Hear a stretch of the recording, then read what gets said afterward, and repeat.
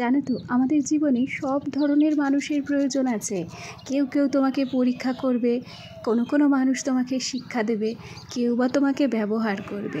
কিন্তু তারই মাঝে যে মানুষগুলো সৎ, নির্ভীক, সেই সমস্ত মানুষগুলো তোমাকে বেঁচে থাকার প্রকৃত অর্থ শিখিয়ে দেবে। দেখো, আমরা একই মানুষ, অথচ মানসিকতা কিন্তু এক একজনের এক এক রকম। সবাই সমান হয় না, তাই না? যাই হোক, অনেক গল্প, অনেক কথা হবে তোমাদের সঙ্গে। তার আগে চলো নিজের পরিচয়টা দিয়ে নিই। নমস্কার, কেমন আছো সবাই? আশা করছি সবাই ভালো আছো, আর আমরাও বেশ ভালো আছি। আমি রিমি। আজকে আমার আরও একটি নতুন ব্লগে তোমাদের সবাইকে অনেক অনেক স্বাগত জানাই। গতকালকে সকালবেলা যখন আমি ব্লগ শুরু করেছিলাম, তখন টেবিলটা বার করতে গিয়ে পায়ে হালকা ব্যথা পেয়েছিলাম। আর আজকে দেখেছো, আজকেও যখন ঘর থেকে বেরোতে যাই তখন একটা ধাক্কা খেয়েছি। তবে কি বলতো, একটু সামলে গেছি। ওই সাইডে দরজার কোনায় যে বাঁশ ছিল, বাঁশে আমি আটকে গেছিলাম। আসলে কি বলতো, প্রত্যেক দিন সকালবেলা না, ইচ্ছে না করলেও সেই ভোর 4টের সময় ঘুম ভেঙে যায়। ঘুমের একটা জের থাকে। এই সকালবেলার দিকটা জানো তো, নিজেকে খুব ক্লান্ত মনে হয়। যাই হোক, ফ্রিজে থেকে মাছ বার করে রেখেছিলাম। মাছগুলোতে এখন একটু নুন হলুদ মেখে নিচ্ছি। আজকে মাছগুলো ভাজা হবে। আগে থেকে এগুলোকে রেডি করে রাখছি আর কি। ঝটপট কাজ সারতে হবে, তারপর চটপট সোনাকে নিয়ে তো স্কুলে বেড়াতে হবে। এই দেখো, দুদিন না সুজি শেষ হয়ে গিয়েছিল। গতকাল রাত প্রায় 8:30টার দিকে দোকানে গিয়েছি। বলো তো, ছেলেটা তো এখন বড় হয়েছে, সব সময় খালি দুধ ওকে দেওয়া যায় না, কিছু সময় না ভারী খাবারও দিতে হয়। তবে এখন যেহেতু গরম, তাই উল্টোপাল্টা খাবার আমি কিন্তু কখনোই দিতে চাই না। সেই জন্য সুজিটা সবসময় আমার ঘরে থাকে। তবে বেশ কয়েকদিন সুজি শেষ হয়ে গিয়েছিল। গাফিলতি করে বলবো না, মনেই থাকতো না সুজি আনার কথা। এরই মাঝে কতবার দোকানে গেছি, কতবার মুদিখানা বাজার হয়েছে, তবে সুজির কথা খেয়াল ছিল না। যাকে এখন সুজিটাই কড়াইতে ভাজা করে নিচ্ছি। যদিও বা জানো তো, যদি আমার ছেলে চালের গুঁড়োটা খেত, তাহলে হয়তো বাড়িতে নতুন করে চালের গুঁড়ো বানাতে পারতাম। কি হয়েছে বলো তো, চালের গুঁড়োটা তো এখন আটার মতো লাগে। সেই জন্য ছেলেটাও বড় হয়ে গিয়েছে, ওই আটাগোলা টাইপের কোনো কিছু এখনও খেতে চায় না। আসলে যদি চালের গুঁড়ো খাওয়ানো যেত, তাহলে তার মধ্যে কত রকমের ডাল, ড্রাই ফ্রুটস সমস্ত কিছু দেওয়া যেত। তাতে করে একটা জিনিসের মধ্যেই নানান রকম ভিটামিন বলো, প্রোটিন বলো, সমস্ত কিছুও কিন্তু পেয়েই যেত।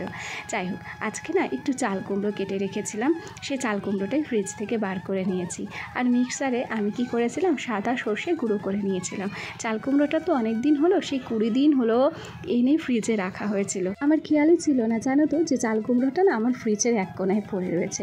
যখন ফ্রিজে সবজিগুলো খালি হয়েছে, তখন দেখছি যে একটা চাল কুমড়ো রয়েছে।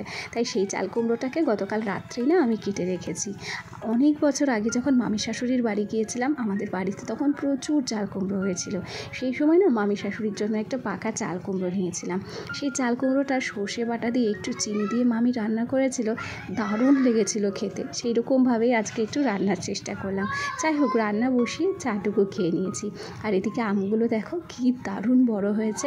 এরা না জামাই ষষ্ঠীর আগেই বলো, কিংবা জামাই ষষ্ঠীর পরেই পেকে যাবে।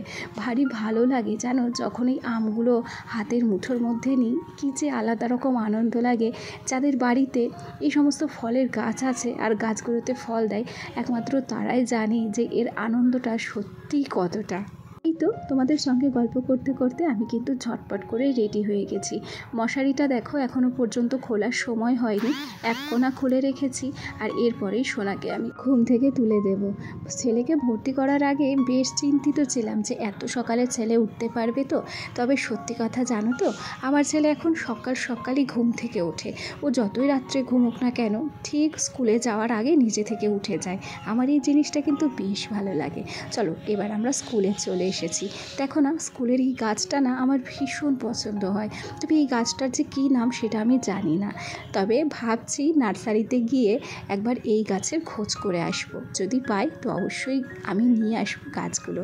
ছেলেকে জানো তো, এখন আর স্কুলে দিয়ে আমাকে বসে থাকতে হয় না। 15 মিনিটের হাঁটা পথ, আমি তাড়াহুড়ো করে হেঁটেই বাড়ি চলে আসি। কিছু রান্না করে যাই, আর কিছু রান্না বাকি থাকলে আমি কিন্তু এসে ধীরে সুস্থে রান্নাটা করেও নিতে পারি।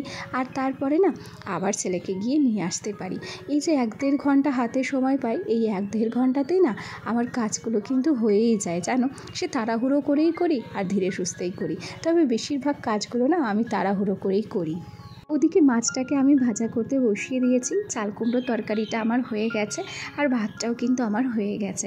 এরপর আমি না ঘরে চলে এলাম। এখন আমি ঝাড়ুর সাহায্যে ঘরটাকে বেশ ভালো করে ঝেড়ে নিচ্ছি। ঠাকুরের ছবিটা ছিল, ঠাকুরের ছবিটাতে ঝাঁটা লাগবে, তাই সেটাকে আগে থেকেই সরিয়ে রেখেছিলাম। আর এরপরে সুন্দর করে ঝাড়াঝুড়ি দিয়ে নিলাম। আসলে এটা তো টিনের ঘর, প্রত্যেক দিন মাকড়সার জাল বাঁধে। তবে একটা ঘর তো প্রত্যেক দিন ঝাড়া হয় না, আমাদের প্রচুর কাজ থাকে। প্রত্যেক দিন ঘর হালকা পাতলা করে ঝাড়াঝুড়ি করা সম্ভব নয়। তবুও এই যে পর্দাগুলো দেখো, এগুলোকে তো আমি প্রত্যেক দিনই ঝাড়াঝুড়ি করি। তবে ঘরের টিনগুলোর গাগুলো না ঝাড়া হয় না, সেগুলোই আজকে সুন্দর করে ঝেড়ে নিচ্ছি। জানো তো, একটা টিনের ঘর নিট অ্যান্ড ক্লিন কিংবা পরিষ্কার পরিচ্ছন্ন রাখাটা খুব কঠিন। অনেক ধৈর্য ধরে একটা টিনের ঘরকে না পরিষ্কার পরিচ্ছন্ন করতে হয়। আর যদি দরমা বেড়ার ঘর হতো তাহলে এই কষ্টটা দ্বিগুণ হতো। দরমা বেড়ার ফাঁকে ফাঁকে জাল জমে থাকে, সেক্ষেত্রে দরমা বেড়ার ঘরগুলো পরিষ্কার করতে খুব বেশিই কষ্ট হয়। চলো, গল্প করতে করতে আমার কিন্তু টিনের গাগুলো ঝাড়া হয়ে গিয়েছে। এবার বিছানাটাকে আমি সুন্দর করে ঝেড়ে মুছে নিয়েছি।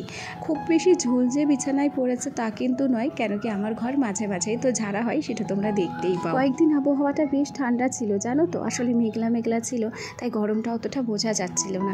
তবে যেই মেঘ কেটে রোদ বেরিয়েছে আর অমনি ঝট করে বীভৎস গরম পড়া শুরু করেছে। তবে গরম পড়লেও দেখো, আমাদের কিন্তু প্রত্যেক দিনই কম্বল লাগে। আসলে টিনের ঘর যতই দিনের বেলা উত্তপ্ত গরম হোক না কেন, রাত্রেবেলা কিন্তু ঠান্ডা হয়ে যায়। তার উপরে আমার যে ফ্যানটা রয়েছে মাথার উপরে, ওই সিলিং ফ্যানটা হচ্ছে হাই স্পিডের ফ্যান। এই হাই স্পিডের ফ্যান চালিয়ে যদি আমরা ঘুমিয়ে পড়ি, বাইরে যদি কোনো কিছু হয়েও যায় আমরা টের পাবো না। ওই ফ্যানের হাওয়াতে পুরো ঘরটা ঠান্ডা হয়ে যায়, তখন আমাদের শীত লাগে। তখন উঠে গিয়ে আমরা কিন্তু কম্বল গায়ে দিয়ে ঘুমোই। চলো, একদিক থেকে না একদিক থেকে অন্তত তো শান্তি পাই, ঘুমিয়ে শান্তি পাই আর কি। সারাদিন যতই কষ্ট হোক, রাত্রের ঘুমটা যদি ভালোভাবে হয় তাহলে কোনো কষ্টকে আর কষ্ট বলে মনে হয় না, তাই না? গল্প করতে করতে কম্বলটাকে আমি ভাঁজ করে নিয়েছি। আর এবার কম্বলটাকে আমি যথা জায়গায় রেখে দিলাম। আসলে আমাদের গৃহিণীদের প্রত্যেকটা কাজ আমরা কিন্তু গুছিয়ে করতেই পছন্দ করি, যাতে করে দ্বিতীয়বার করে একই কাজ আমাদেরকে করতে না হয়, তাই না বলো? সংসারের জন্য এত করি, তবুও কিন্তু আমাদের কাজের মূল্য কেউ দিতে চায় না। সবাই ভাবে যে গৃহিণীদের কাজের কোনো মূল্য হয় না। আসলে সত্যি কথা বলতে কি, গৃহিণীদের কাজের কোনো মূল্য হয় না ঠিকই, তবে বিনা বেতনে গৃহিণীদের কাজ কিন্তু অমূল্যই ধরতে পারো।